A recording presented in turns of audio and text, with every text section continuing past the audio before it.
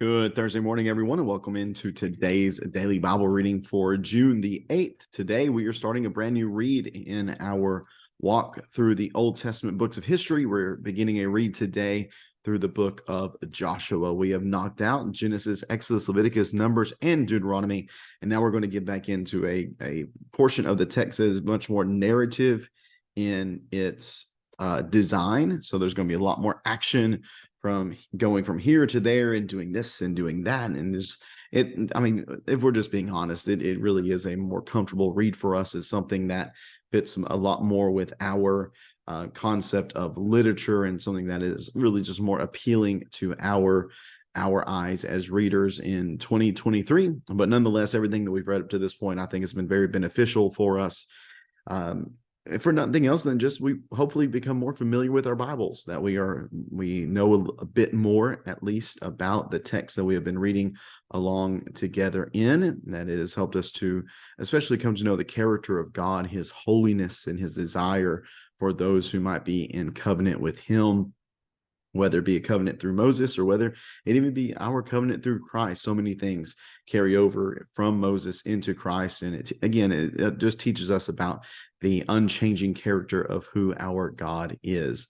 I appreciate so much those who have been reading with me throughout this year so far. And again, I appreciate the encouragement, and I hope it has been very beneficial to you.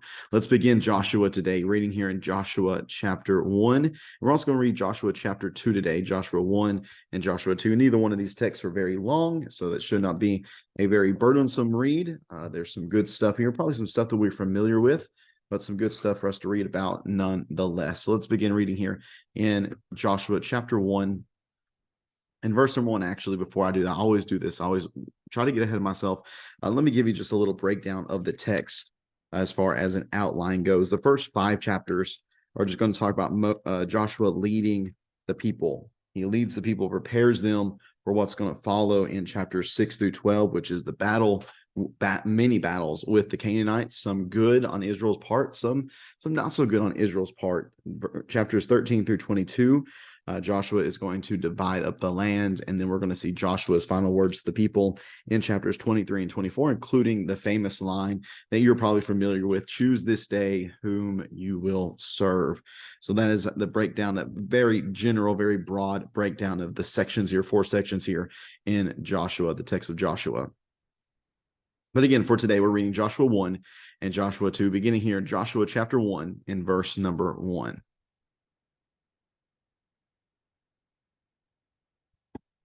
Joshua 1 and verse number 1, after the death of Moses, Yahweh's servant, Yahweh spoke to Joshua, son of Nun, Moses' assistant. Moses, my servant, is dead. Now you and all the people prepare to cross over the Jordan to the land I am giving the Israelites. I have given you every place where the sole of your foot treads, just as I promised Moses.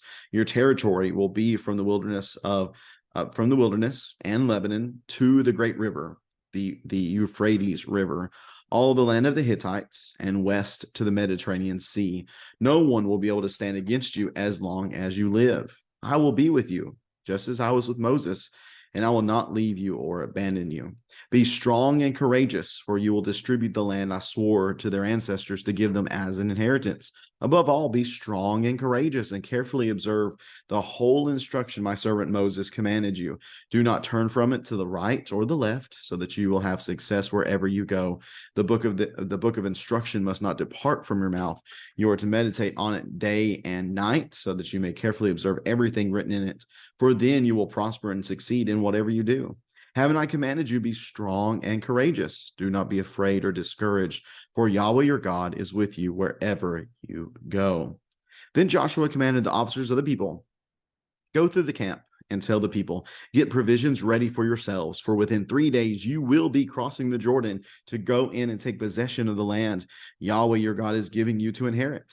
Joshua said, especially to the Reubenites, the Gadites, half the tribe of Manasseh, remember, what Moses, Yahweh's servant, commanded you when he said, Yahweh your God will give you rest, and he will give you this land.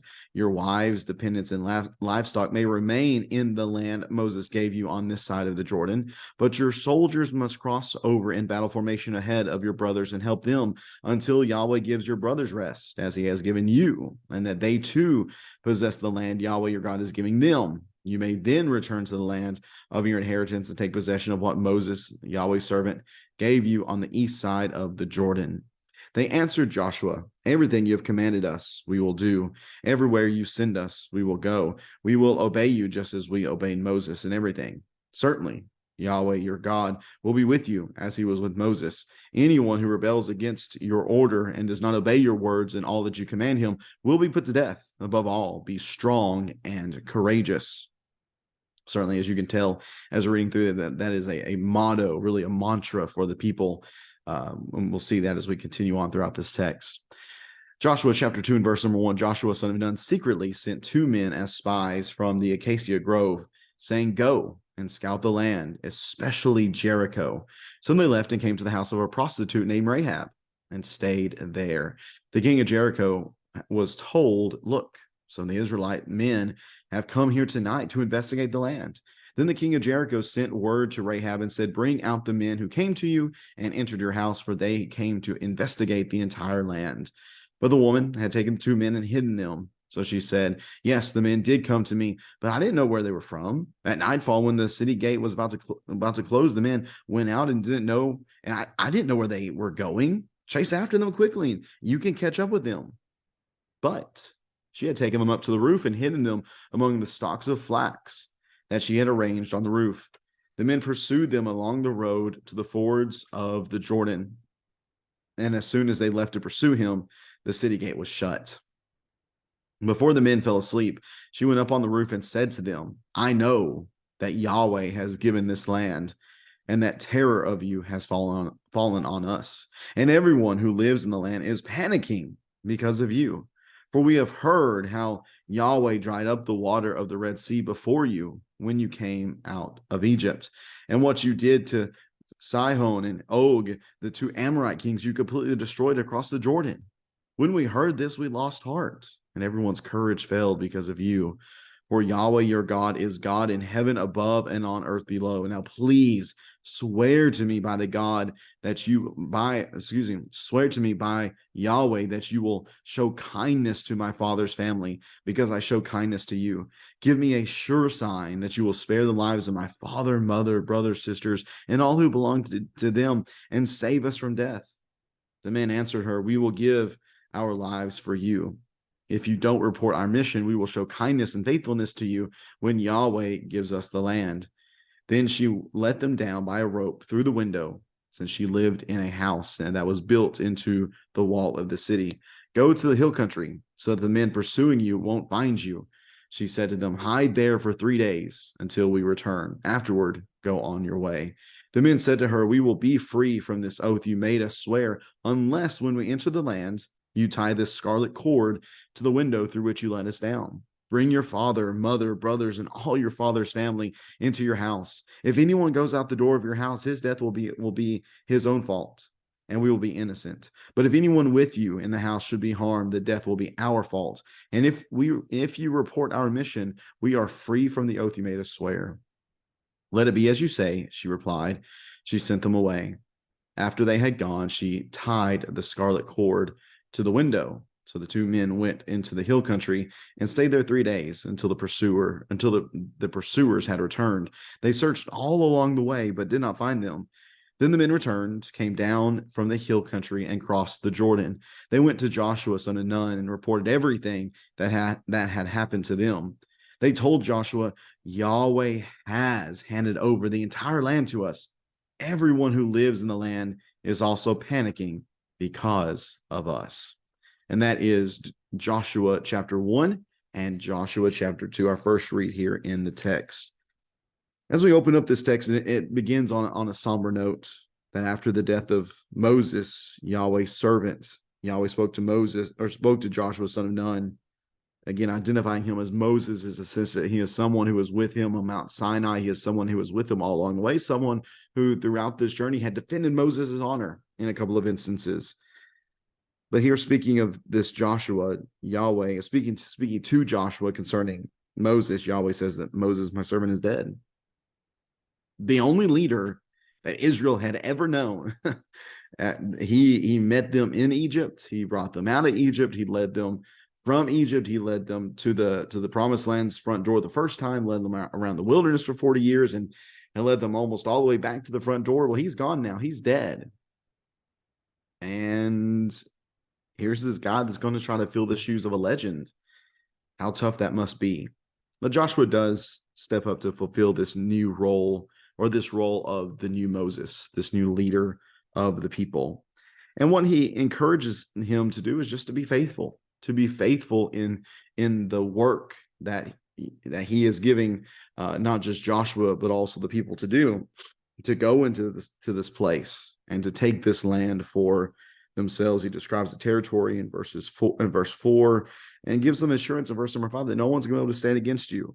And then we see that mantra in verse 6, be strong and courageous. It says it in verse 6, says again in verse number 7, says again in verse number 9. It is repeated even by the people in verse number 18, be strong and courageous. Yeah, what was the basis of their ability to be strong and courageous? Well, it comes, I believe we see this in verse number 7, to be above all, be strong and courageous, to do this, to observe carefully the whole instruction my servant Moses commanded you, and then to do not turn away from it to the right or the left, and you will have success wherever you go. This book of instruction must not depart from your mouth.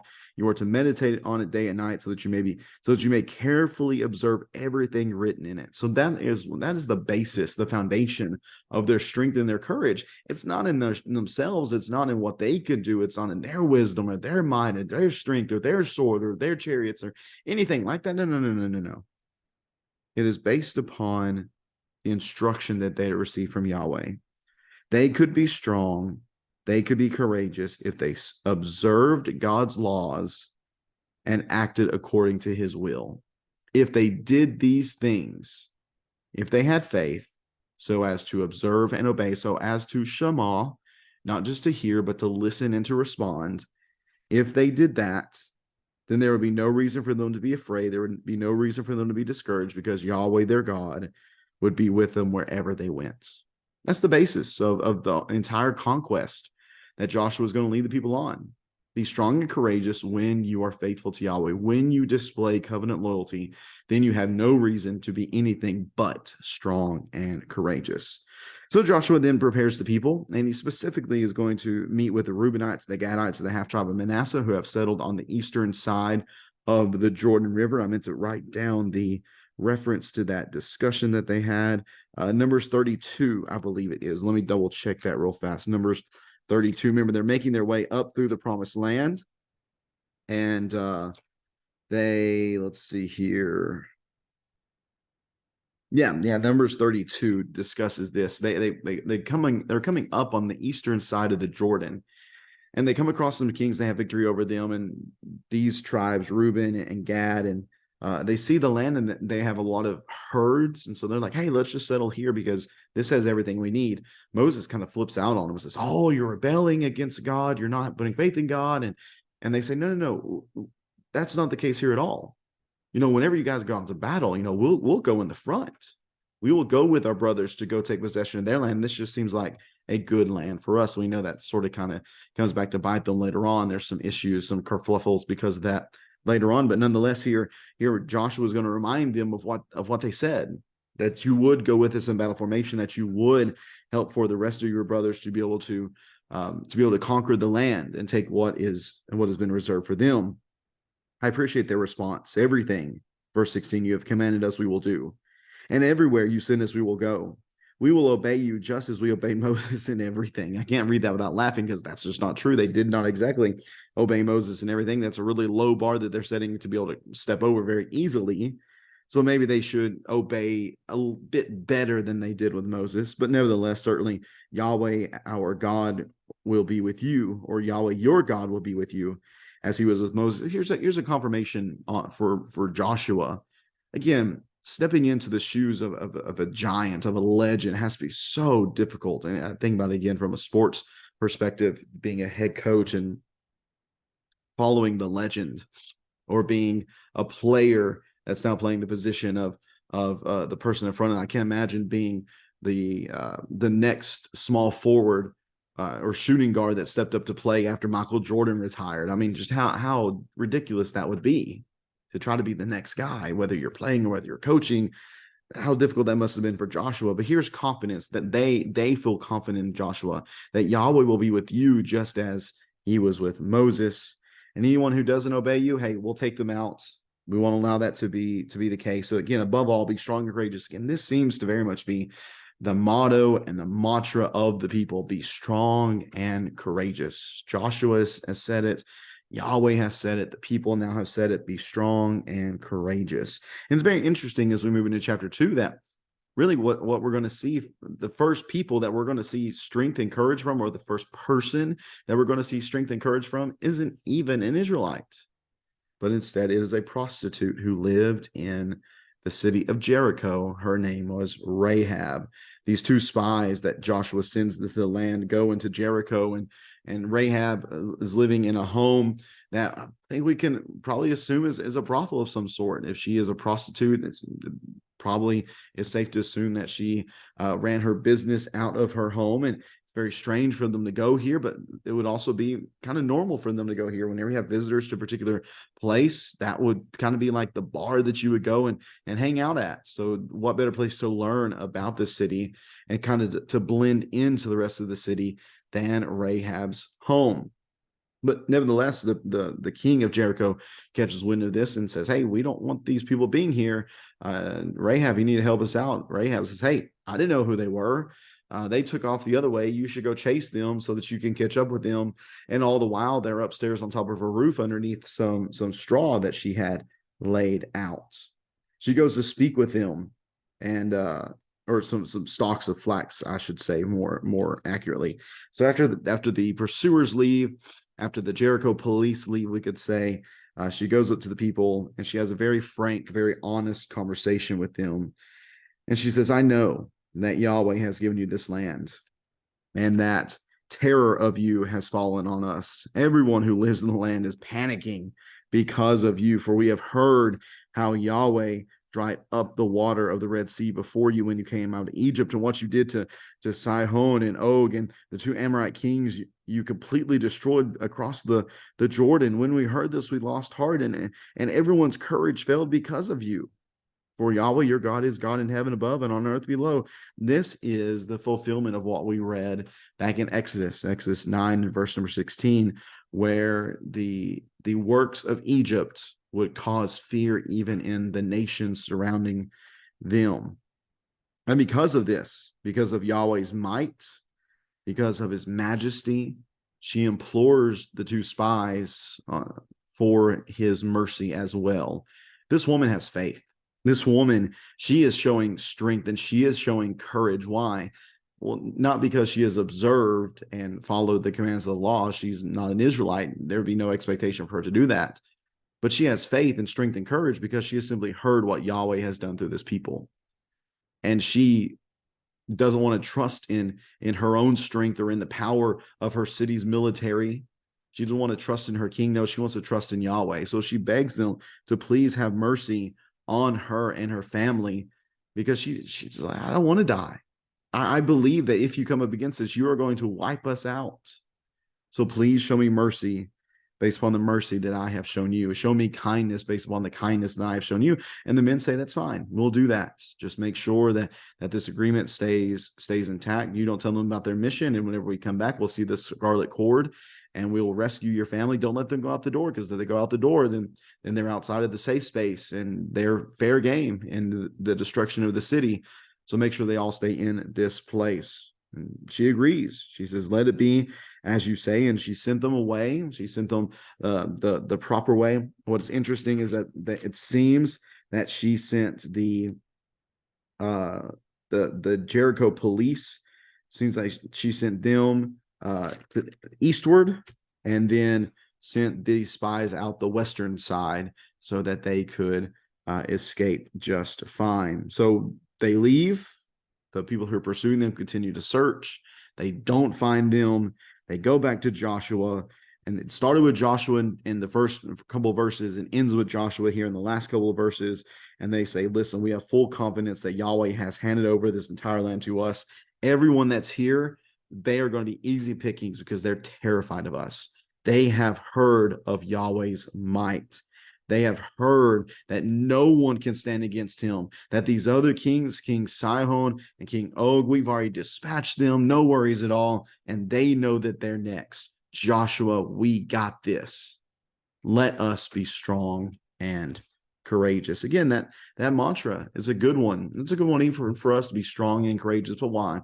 Why can we be strong? Why can we be courageous in the face of many people who hate what we stand for and who are absolutely dead set against the faith that we possess in Jesus as the Son of God and as our Lord and Savior and King? How can we do that? Well, we can do that again by observing his commands, by being faithful to the covenant that we have in him, and by recognizing that what he has done, it invigorates us with strength. It endows us with the ability to be courageous in the strength or in the face of adversaries.